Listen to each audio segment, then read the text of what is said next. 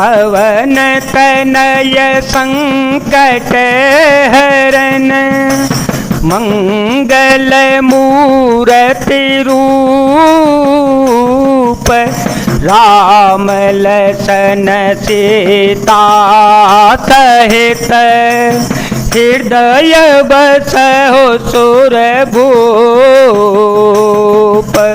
बचन करम मन मोर गति, भजनु करहि निकाम, तिनके हृदय कमल महु, करहु सदा विश्राम। मंगल भवन अमंगल हारे, ध्रुव हो सो दशरथ अजर विहारे। राम सिया राम सिया राम सिया राम, सिया राम जय जय राम। जिनको कर्म वचन और मन से मेरी ही गति है और जो निष्काम भाव से मेरा भजन करते हैं, उनके हृदय कमल में मैं सदा विश्राम किया करता हूँ। भक्ति जोग सुनी अति सुख पावा, भक्ति जोग सुनी अति सुख पावा, लक्ष्मण प्रभु चरण ही सिरुनावा। एह विधि गाए कछुक दिन बीती, कहत विराग ज्ञान गुण नीति। सुपन रावण के बहिनी, दुष्ट हृदय दारुण जस अहिनी।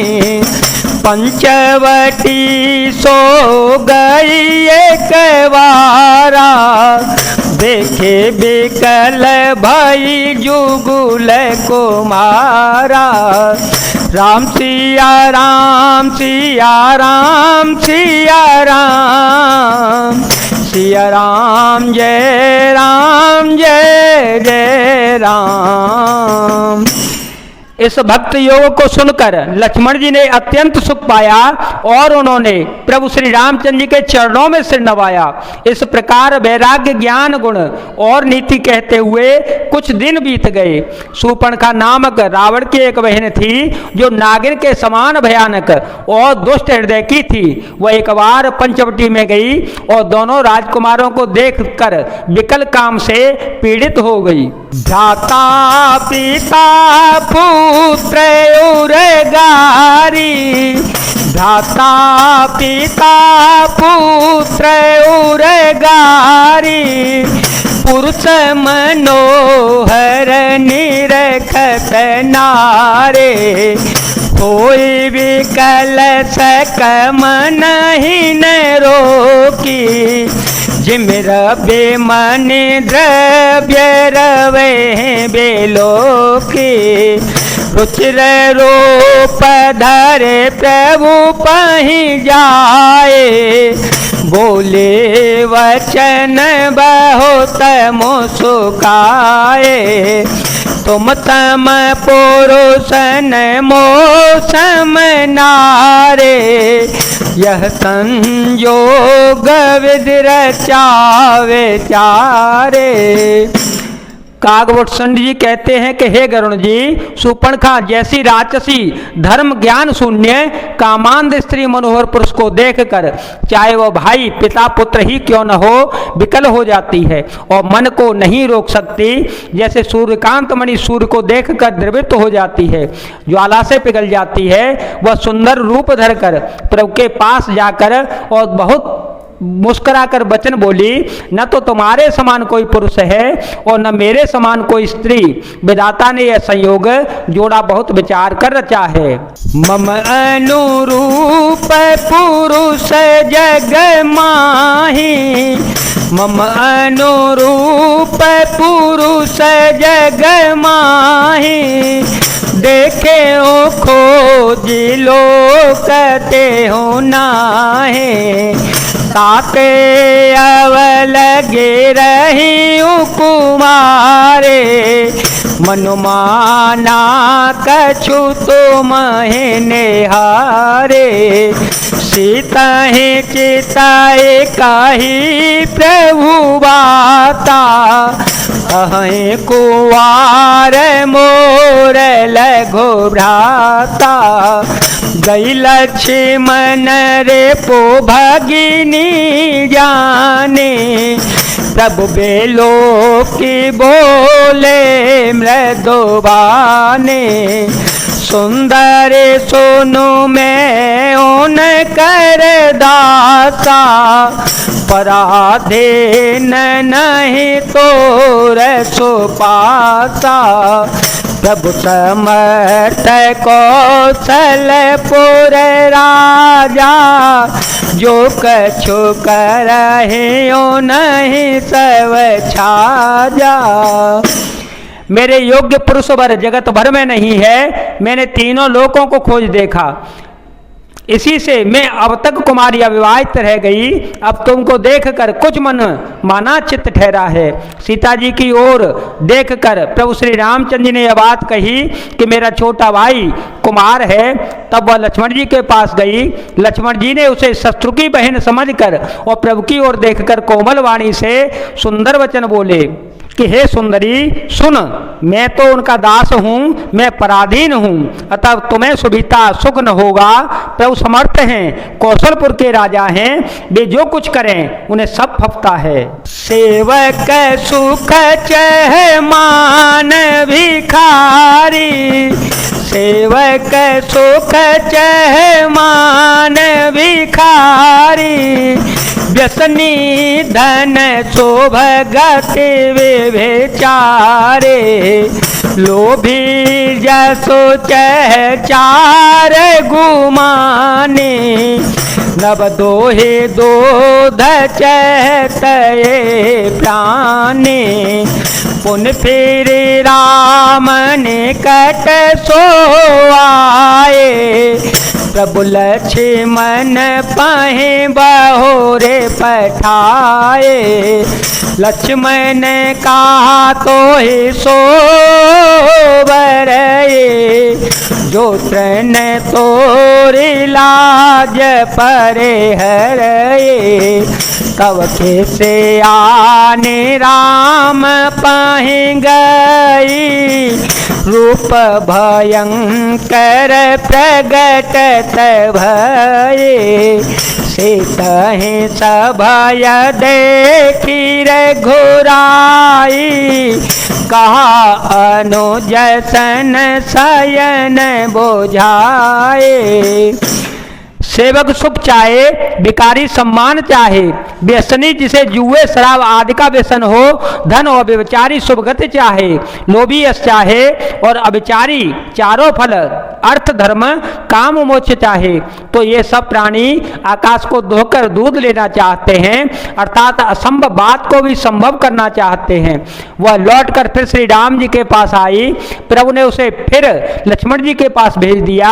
लक्ष्मण जी ने कहा तुम्हें वही बरेगा जो लज्जा को तृण तोड़कर अर्थात प्रतिज्ञा करके त्याग देगा, अर्थात जो निपट निर्लज्ज होगा। तब वह खिसियाई हुई, क्रुद्ध होकर श्री राम जी के पास गई और उसने अपना भयंकर रूप प्रकट कर दिया। सीता जी को भयभीत देखकर श्री रघुनाथ जी ने लक्ष्मण जी की ओर इशारा देकर कहा, लक्ष्मण अति लाघव सो, नाक कान बिनु कीन, ताके कर रावण कह, मनो चुनो ते देन। लक्ष्मण जी ने बड़ी फुर्ती से उसको बिना नाक कान की कर दिया, मानो उसके हाथ रावण को चुनौती दे दी हो। नाक कान बिनु भाई बिकरारा, नाक कान बिनु भाई बिकरारा, जनुष नभ से लगे रुके धारा, खर दूषण पह गई बिल पाता, धिग धिग तव पौरुष बल भ्राता, तह पूछा सब कहे सी बुझाए, जातो धान सोने से न बनाए, धाये निश्चरण कर बरोथा, जन सपक्ष जल गिरे जोथा, नाना वाहन नाना कारा, नाना योध धर घोर अपारा, सुपन खा आगे कर लीनी, अशुभ रूप सुति ना साहेने। बिना नाक कान के वह विकराल हो गई, उसके शरीर से रक्त इस प्रकार बहने लगा मानो काले पर्वत से गेरू की धारा बह रही हो। वह विलाप करती हुई खरदूषण के पास गई और बोली, हे भाई, तुम्हारे पौरुष वीरता को धिक्कार है, तुम्हारे बल को धिक्कार है। उन्होंने पूछा, तब शूर्पणखा ने सब समझाकर कहा। सब सुनकर राक्षसों की सेना तैयार की। राक्षस समूह झुंड के झुंड दौड़े, मानो पंखधारी काजल के पर्वत का झुंड हो। वे अनेकों प्रकार की सवारियों पर जा चढ़े, अनेकों आकार सूरतों के हैं। वे अपार और अनेकों प्रकार के असंख्य भयानक हथियार धारण किए हुए हैं। उन्होंने नाक कान कटी हुई अमंगल रूपिणी शूर्पणखा को आगे कर लिया।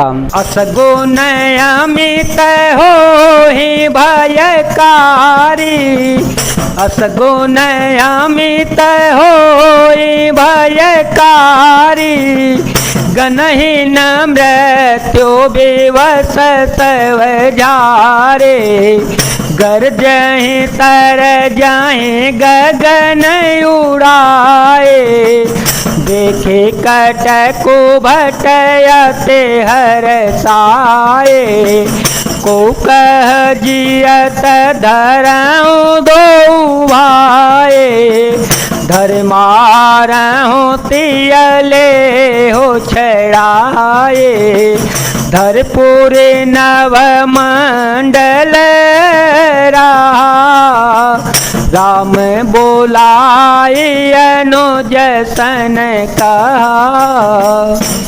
अनगिनत भयंकर अपशकुन हो रहे हैं, परंतु मृत्यु के वश होने के कारण वे सब के सब उनको कुछ गिनते ही नहीं हैं। गरजते हैं, ललकारते हैं और आकाश में उड़ते रहते हैं। सेना देखकर योद्धा लोग बहुत ही हर्षित होते हैं। कोई कहता है, दोनों भाइयों को जीता ही पकड़ लो, पकड़कर मार डालो और स्त्री को छीन लो। आकाश मंडल धूल से भर गया। तब श्री राम जी ने लक्ष्मण जी को बुलाकर उनसे कहा, ले जान की जाहु गिरि कंदर, ले जान की जाहु गिरि कंदर, आवान से चर कट को भयंकर, रहे हो सजग सोने प्रभु के वाने, चले साहित श्री सर धनु पाने, देखी राम रे पोदल चली आवा, बिहसे कठिन को दंड चढ़ावा। राक्षसों की भयानक सेना आ गई है। जानकी जी को लेकर तुम पर्वत की कंदराओं में चले जाओ, सावधान रहना। प्रभु श्री रामचंद्र जी के सुंदर वचन सुनकर लक्ष्मण जी हाथ में धनुष बाण लिए श्री सीता जी सहित चल पड़े। शत्रुओं की सेना समीप चली आई। यह देखकर श्री राम जी ने हंसकर कठिन धनुष को चढ़ा लिया।